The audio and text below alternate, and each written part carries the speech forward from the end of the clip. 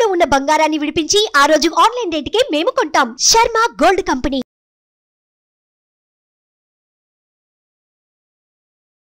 నమస్తే, welcome to Suman TV. నేను మీ యామిని. ప్రస్తుతం మనతో ఉన్నారు ప్రముఖ ఆధ్యాత్మికవేత్త, ప్రముఖ జ్యోతిష వాస్తు పండితులు డాక్టర్ గుండపూడి శివసుధీర్ శర్మ గారు ఉన్నారు. గురుగారితో మనం మాట్లాడదాం. నమస్కారం గురుగారు. శ్రీమాత్రే నమః, శ్రీ గురుభ్యో నమః. గురుగారు, ఇప్పుడు ప్రేమ వివాహం కానీ, నచ్చిన అమ్మాయితో కానీ నచ్చిన అబ్బాయితో ఇలా పెళ్లి చేసుకోవాలని అనుకుంటూ ఉంటారు. వాళ్ళకి సంబంధించిన రెమెడీ అంటే ఏమైనా ఉందా అండి? మనకి నచ్చిన అబ్బాయిని ఎలా చేసుకోవడానికి, అమ్మాయి కానీ? మంచిదమ్మా. ప్రేమ అనేది రామతత్వం, కృష్ణతత్వం. అవునా? రాముడు పంచింది కూడా ప్రేమే. సీతాదేవిని అంతగా ప్రేమించబట్టే అన్నేళ్ళు ఎదురు చూసి రావణుడితో యుద్ధం చేసి మరి సీతాదేవిని తెచ్చుకున్నాడు. కృష్ణుడు అంటే అందరికి చెప్పాల్సిన అవసరం లేదు. ఆయనకి చాలామంది ఏంటంటే 1000 మంది గోపికలు ఉన్నారు, వీళ్ళందరికీ ప్రేమను పంచాడు, వీళ్ళందరినీ వివాహం చేసుకున్నాడు. ఇవన్నీ అసలు ఏదో నానుడికి చెప్పుకునేటువంటి మాటలే కానీ కృష్ణుడిది ప్రేమతత్వం. ఆయనది కూడా ఎట్లా అంటే గోపికలు 1000 మంది ఉన్నారు ఆయన భార్యలని చెప్తుంటారు. ఆయన చాలామంది అంటే శారీరకమైనటువంటి సంబంధాన్ని సూచిస్తూ చెప్తున్న వాళ్ళు అంటే ఆయన ఒక ఎగ్జాంపుల్గా తీసుకొని ఆయన హేళన చేస్తూ మన ధర్మాన్ని హేళన చేస్తూ మాట్లాడేటువంటి వాళ్ళు చాలామంది ఉన్నారు. కృష్ణుడికి 1000 మంది భార్యలు అంటే భార్యలు కాదు, వాళ్ళందరూ కూడా ఆత్మపత్నులు. అంతేకాకుండా వీళ్ళందరూ భక్తిలో ఆయనతో రమించారు.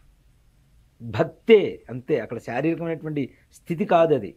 కృష్ణుడి తత్వం తెలుసుకోవాలంటే మన వల్ల ఏమవుతుంది, ఇప్పుడున్న వాళ్ళ వల్ల ఏమవుతుంది? అంత గొప్ప తత్వం కృష్ణతత్వం. ఇదంతా కూడా ప్రేమ, అందరికీ ప్రేమని పంచండి అని చెప్పడమే కృష్ణతత్వం, ధర్మతత్వం ఆయన. ప్రేమ వ్యవహారం అనేది ఇప్పుడున్న పరిస్థితుల్లో నిజమైన ప్రేమకైతే ఎవరైనా సపోర్ట్ చేయాలి, తప్పనిసరిగా చేయాలి. ప్రేమ వ్యవహారం పెళ్లి చేసుకుంటారు, పెద్దల్ని కాదని చేసుకునేటువంటి వాళ్ళు కొంతమంది ఉన్నారు, పెద్దలు అంగీకరించి చేసుకునేటువంటి వాళ్ళు కొంతమంది ఉన్నారు. దీంట్లో పెద్దలు అంగీకరించి చేసుకున్నటువంటి ప్రేమ వ్యవహారాలైనా, ప్రేమ వివాహాలైనా, లేదా అరేంజ్డ్ మ్యారేజెస్ అయినా, పెద్దలు కుదిర్చినటువంటి వివాహాలైనా కొంతవరకు భద్రంగా ఉన్నాయని చెప్తా.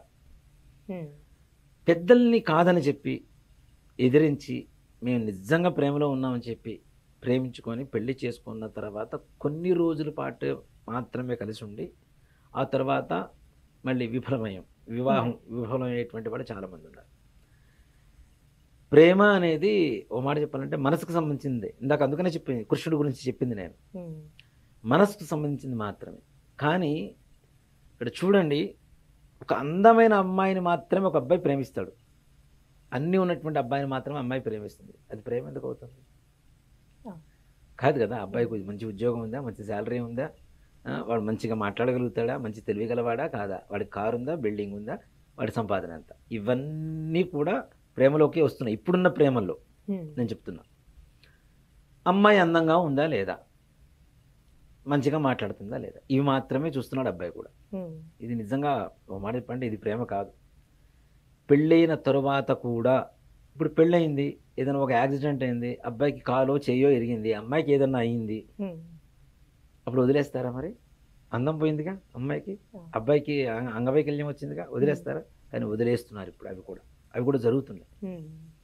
ఎక్కడో కొంతమంది ఉన్నారు అనమాట. నాకు ఇటీవల నాకు పరిచయం ఉన్నటువంటి వ్యక్తులు ఒకళ్ళని చూశాను నేను. అమ్మాయి పెద్దగా అందంగా ఉండదు, అబ్బాయి బాగుంటాడు, చాలా తెల్లగా ఉంటాడు, మంచిగా ఉంటాడు, అబ్బాయి మంచి సంపాదన పరుడు. అబ్బాయి వాళ్ళ ఇంటి పక్కన, అమ్మాయి వాళ్ళ ఇంట్లో ఈ అబ్బాయి అద్దెకుండేవాడు పక్కన. వాళ్ళ అమ్మగారికి హెల్త్ బాగుండకపోతే, ఏ రకమైనటువంటి రిలేషన్ ఉన్నా లేకపోయినా అమ్మాయి వచ్చి ఈ పెద్ద ఆవిడకి సేవ చేసేది. ఈ సేవ చేయడం చూసి అబ్బాయి పెళ్లి చేసుకున్నాడు, మంచిగా ఉన్నారు, హ్యాపీగా సంసారం చేసుకుంటున్నారు. ఆ పిల్లవాడికి కరోనా వచ్చింది. నిజంగమ్మా కలియుగ సావిత్రి అని చెప్తాను అమ్మాయిని. ఎలా అంటే 2.5 సంవత్సరాల పాటు భర్త ప్రాణాల కోసం పోరాడింది అమ్మాయి. 2.5 సంవత్సరాలు ఒక హాస్పిటల్లో, సికింద్రాబాద్ హాస్పిటల్లో జాయిన్ చేస్తే వాడిని చూడనివ్వరు, ఆ పిల్లవాడిని. ఈ అమ్మాయిని రోజు వెళ్ళి చూడటానికి ఏమి ఉండదు, లోపలికి పోనివ్వరు. కానీ కరోనా వచ్చిన సమయంలో కూడా భర్త పక్కనే కూర్చొనింది ఈ అమ్మాయి.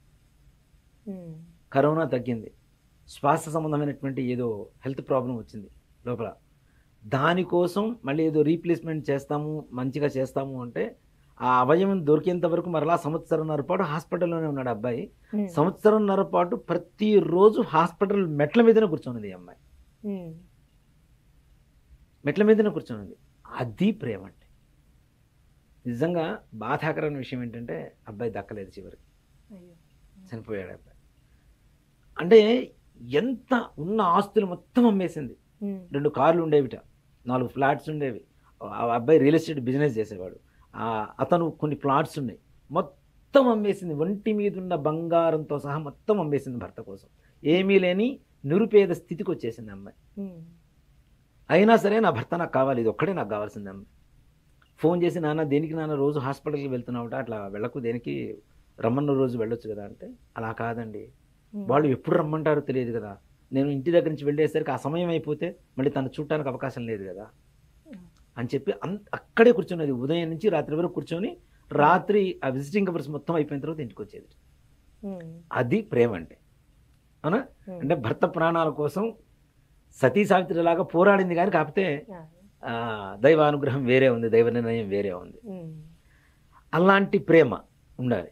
కొంతమంది ఉన్నారు, ఇప్పుడు వివాహం చేసుకుంటారు, చిన్న కారణం అంతే, చిన్నదే కారణం, పెద్ద కారణం ఉండదు, బ్రేకప్.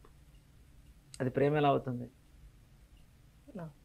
పెళ్ళైన తర్వాత చాలామంది చెబుతుంటాను నేను, పెళ్ళైన తర్వాత భార్యాభర్తల సంపాదన వేరు వేరు కాదు, ఒకే అకౌంట్లో ఉండాలి. ఇద్దరు కలిసి ఖర్చు పెట్టుకోవాలి, ఇద్దరు కలిసి దాచిపెట్టుకోవాలి, ఇద్దరు కలిసి బాధలు పంచుకోవాలి, సుఖాన్ని పంచుకోవాలి, సంతోషాన్ని పంచుకోవాలి. వీటిలో ఇవేవీ లేవు. ఎవరి సంపాదన వాళ్ళకే, భర్త మాత్రం ఇంటికి ఖర్చు పెట్టాలి. అమ్మాయి సంపాదన ఎవరికి తెలియకూడదు. అంతకుముందు మాట్లాడుకున్నాం మనం, సెల్ ఫోన్ ప్యాటర్న్ ఎవరికి తెలియకూడదు, ఎవరిది వాళ్ళకే ఉండాలి, ఎవరి సంపాదన వాళ్ళకే ఉండాలి. అవునా? ఇలా ఉంటుంది. ప్రేమ ఎందుకు అవుతుందమ్మా? నేను చెప్తాను, ఒక్క మాట చెప్తాను. పెళ్లి సంబంధాలు చూసే అమ్మాయిలకైనా అబ్బాయిలకైనా, ప్రేమించే అమ్మాయికైనా అబ్బాయికైనా సరే, సెల్ ఫోన్ ఓపెన్ చేసి 1 గంట సేపు అమ్మాయిదే అబ్బాయిదే ఇద్దరు సెల్ ఫోన్ మార్చుకోమని చెప్పండి, ఏమాత్రం ఎవరు పెళ్లి చేసుకుంటారో చూస్తాను నేను ఇక్కడ. చేసుకోమని ఒక 1 అవర్ అంతే. అదేదో మన మధ్య ఒక సినిమా కూడా వచ్చింది దాని గురించే. అలా గంటలు వద్దు, ఒక 1 అవర్. ఆ పెళ్లి చూపులు జరుగుతున్నంత సమయంలోనే ఒకళ్ళ ప్యాటర్న్ ఒకళ్ళకి నెంబర్ చెప్పుకొని ఓపెన్ చేసుకొని ఫోన్ ఇవ్వమని చెప్పండి, 1 అవర్ చూడమని చెప్పండి. ఎవరిని పెళ్లి చేసుకుంటున్నారా? మరి ఇంకా అది ప్రేమ ఎక్కడ అవుతుంది చెప్పండి? కాకపోతే ఎక్కడ ఉన్నారు నాన్న నిజంగా.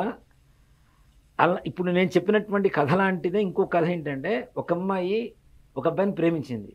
అబ్బాయి లేకపోతే చనిపోతాను నేను, నా వల్ల కాదు, అబ్బాయి నాకు కావాలని చెప్పి నా దగ్గరకు వచ్చింది. ఏదైనా పూజ ఉంటే చెప్పండి అని.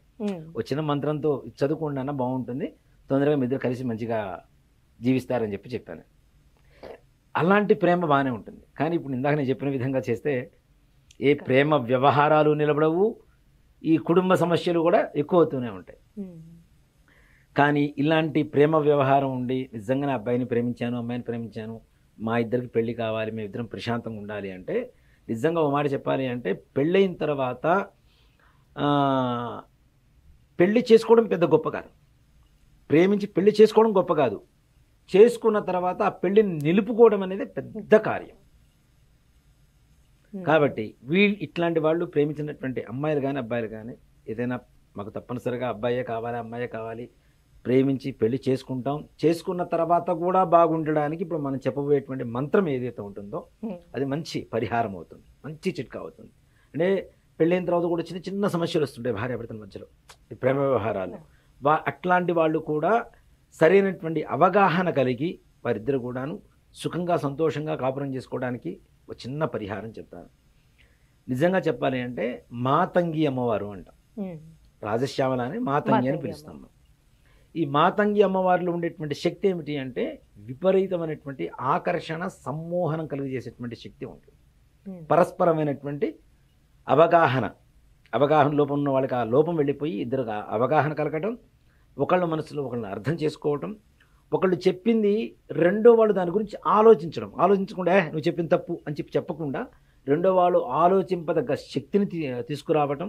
అంతేకాకుండా ఒకరి ముఖాలు ఒకరు చూసుకున్నా ప్రశాంతంగా మాట్లాడుకునేటువంటి స్థితి వరకు తీసుకురావటం ఈ మాతంగి అమ్మవారికి ఉండేటువంటి శక్తి. ఈ రాజశ్యామల అంటే ఉద్యోగానికి మాత్రమే, ఇవి చాలామంది పదవులకు మాత్రమే చెప్తూ ఉంటారు. రాజశ్యామల అనేది సకల ధన జన వశీకరణ శక్తి. జనాన్ని వశీకరణ చేస్తుంది, ఉన్నత అధికారులను వశీకరణ చేస్తుంది, ప్రభుత్వ అధికారులని వశీకరణ చేస్తుంది, ఉన్నత స్థానాన్ని కలుగు చేస్తుంది. అలానే భార్యాభర్తల మధ్య ఏదైతే అవగాహన లోపం ఉంటుందో, ప్రేమికుల మధ్య అవగాహన లోపం ఉంటుందో, ఇవన్నీ కూడా సమసిపోయి ఇద్దరు ప్రశాంతంగా ఉండేటువంటి శక్తే మాతంగి అంటారు. ఈమెని రాజమాతంగి అంటారు, రాజశ్యామల అంటారు, మాతంగి అంటారు, రకరకాలు పిలుస్తుంటారు. కానీ శక్తులు మాత్రం ఈ రకమైనటువంటి వరాన్ని ఇస్తూ ఉంటుంది అమ్మవారు. కాబట్టి ఈ అమ్మవారి మంత్రాన్ని నిత్యం ఏదైతే ఉంటుందో ప్రతినిత్యం చేసుకోవడం వల్ల తప్పనిసరిగా ఒక వ్యక్తి పేరు మనసులో తలుచుకుంటూ, దీనికి సమయాభావస్థితి అంటూ ఏం లేదు, ఉదయమా సాయంత్రమా మధ్యాహ్నమా అర్ధరాత్రి అంటే ఏం లేదు, ఇంకా రాత్రిపూట చేస్తే ఇంకా విపరీతమైనటువంటి ప్రభావాన్ని చూపిస్తూ ఉంటుంది. మనం ఇంతకుముందు కూడా చెప్పుకున్నాం, ఏ శక్తి దేవత మంత్రం చేసినా ఓం నమ శివాయ అనేటువంటి శివ పంచాక్షరి మంత్రం జపం చేయకుండా ఇది చేయడానికి లేదు, తప్పనిసరిగా చేయవలసిందే. కాబట్టి రాజశ్యామల మంత్రం ఏదైతే మాతంగి మంత్రం ఉందో ఆ మంత్రాన్ని చెబుతాము. అది నిత్యం 108 సార్లు జపం చేసుకొని తను నాకు అంటే వశీకరణం అంటే ఏదో సమ్మోహనం మొత్తం కంప్లీట్గా నేను చెప్పిందే వినాలి, నేను కమాండ్ చేస్తానని కాదు. ఇద్దరి మధ్యలో ప్రేమగా ఉండాలి అనేటువంటి సంకల్పంతో సంకల్పించుకొని అమ్మవారికి నమస్కారం చేసుకొని మనం చెప్పబోయే మంత్రాన్ని కనుక జపం చేసుకుంటే చాలా విశేషమైనటువంటి ఫలితం వస్తుంది. పెద్దలు ఒప్పుకోరు చూడండి, వాళ్ళను కూడా ఒప్పించడానికి ఈ మంత్రమే మనకు వస్తుంది. అరే వీళ్ళది నిజమైన ప్రేమరా, ఒకళ్ళు కోరుకుంటున్నారు అని చెప్పి ఆలోచన కూడా పెద్దవాళ్ళలో రేకెత్తించేటువంటి శక్తి రాజశ్యామల ఈ మాతంగి అమ్మవారు ఇస్తుంది తప్పనిసరిగా. కాబట్టి మంత్రం ఏదైతే ఉందో చేసుకోమని చెప్పండి. ఓం హ్రీం ఐం శ్రీం మాతంగ్యై నమో నమః. ఓం హ్రీం ఐం శ్రీం మాతంగ్యై నమో నమః. అంతే. ఈ మంత్రాన్ని రోజు 108 సార్లు చేసుకుంటూ అమ్మవారికి నమస్కారం చేసుకొని ఓం నమ శివాయ మంత్రాన్ని కూడా 108 సార్లు చేసుకుంటే తప్పనిసరిగా పరస్పరమైనటువంటి అవగాహన, వశీకరణ, సమ్మోహనం తప్పనిసరిగా కలుగజేస్తుంది. చాలా చక్కగా తెలియజేస్తారండి, ధన్యవాదాలు. శ్రీమాత్రేను. సుమన్ టీవీలో మీ పర్సనల్ అండ్ బిజినెస్ ప్రమోషన్స్ కోసం కింది నెంబర్కి కాంటాక్ట్ చేయండి.